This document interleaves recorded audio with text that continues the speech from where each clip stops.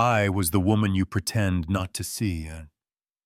At Passat at a red light, August heat, cooking the blacktop, my baby sweating against my shoulder while a cardboard sign shook in my hand. The light at Magnolia and 3rd flipped red, a black SUV rolled to a stop, and the window eased down. Not out of pity, but because the man behind the glass actually looked at me. He saw Nico first, then me, then the kind of day written in the salt on my shirt, and the crack in my voice, and he said, quiet and steady, "How long have you been out here?" Since the morning I said just milk and diapers. He handed me a stack that felt like a door clicking open, told me to take it, then the horns behind him snapped, and he was gone, air conditioning, and leather, and questions trailing him down Cypress Bend's main drag. People think that's where a story ends. Money in your palm, problem solved. But the rent doesn't care about your miracles, and babies get hungry again at dawn. I paid the landlady who'd already threatened to set my bags in the hall. I bought formula and medicine for Nico's cough. I slept beside a humming old fridge that sounded like a tired heartbeat, and when the envelope thinned, I did what people like me always do. I went back to the corner with a prayer I didn't have the energy to dress up. 3 days later, same light, same sun, same tired shoes. The window rolled down again. "You again," he said, a half smile that meant he remembered. "Why are you still here?" "Rent," I said, "and a fever." "Get in," he told me, and before my fear could talk me out of it, I was buckled into cool air, Nico asleep in my lap. That man, Grant Whitaker, aiming us toward a clinic across town. The doctor said respiratory infection, not severe antibiotics, a nebulizer, rest, and clean air, while I did the math of 1,000 tiny costs in my head and came up short. Grant paid without flinching, then drove me home and stood in my doorway long enough to smell the bleach and see the flowers. I kept in a juice glass long enough to understand that poor doesn't mean messy or careless or less, you know what I mean. He set up the nebulizer like he was assembling a camera, checked the dosage twice, then twice again, and when I told him I didn't need charity, I needed work, he nodded like he'd been waiting to hear it and said, "I can get you an interview, not a guarantee." Boutique at the Clearwater Galleria. Manager's tough but fair daycare on site. The next morning I borrowed a pair of heels from my neighbor, smoothed a dress that used to feel like me and now felt like hope, and walked into Juniper and Thread, where the manager Tessa watched me the way a mechanic listens to an engine. "You ever sell high-end?" she asked. "I sell trust," I said. "Clothes are just the receipt." She handed me a tape measure and pointed at a woman in a mirror.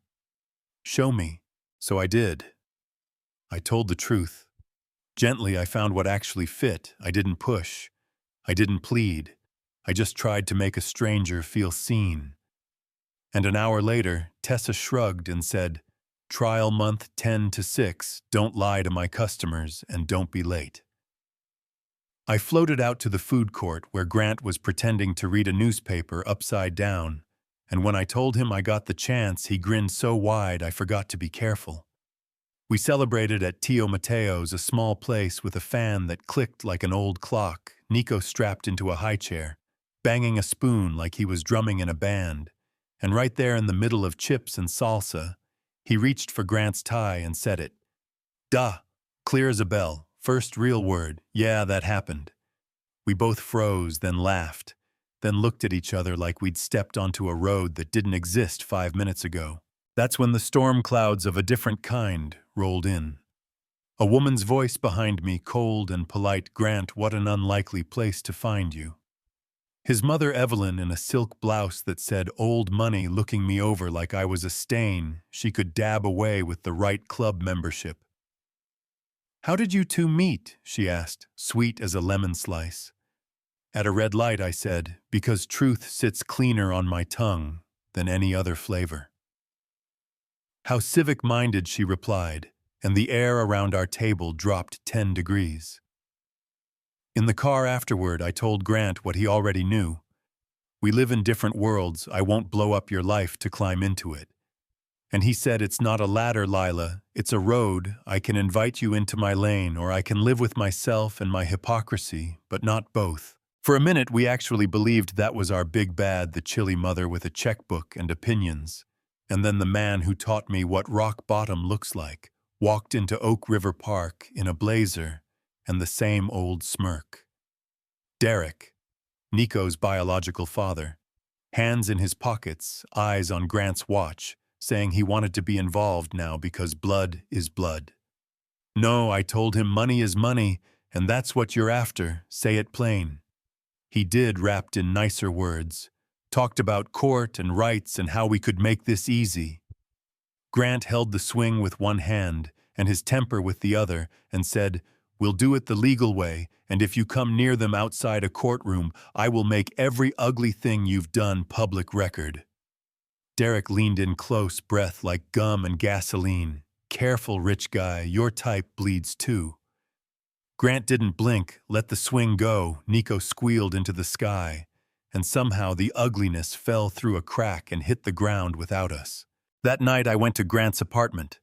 Clean lines, warm light books with cracked spines because someone actually read them.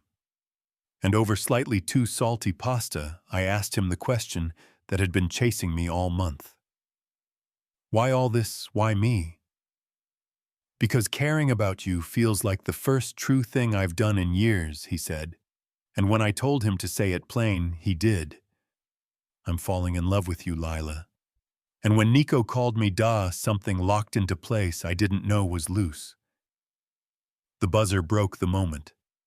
Evelyn at the door, moving through his living room, like weather setting a thick envelope on the table like a gavel.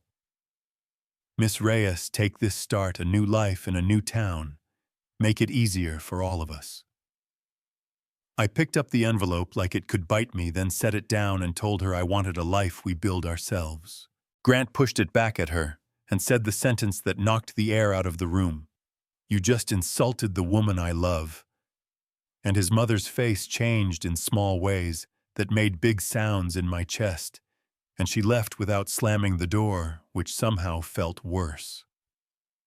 Then came the literal storm. Rain sheets flooded underpasses, sirens riding the wind. The mall closed early. Grant got trapped at a site he sent his father's driver for me and Nico, and I met Thomas on a wide porch with a towel in one hand and a welcome that didn't ask me to earn it. He read Nico a book by the fireplace, told me about raising a son who used to take radios apart just to see if he could put them back, said words I hadn't heard from a parent in years.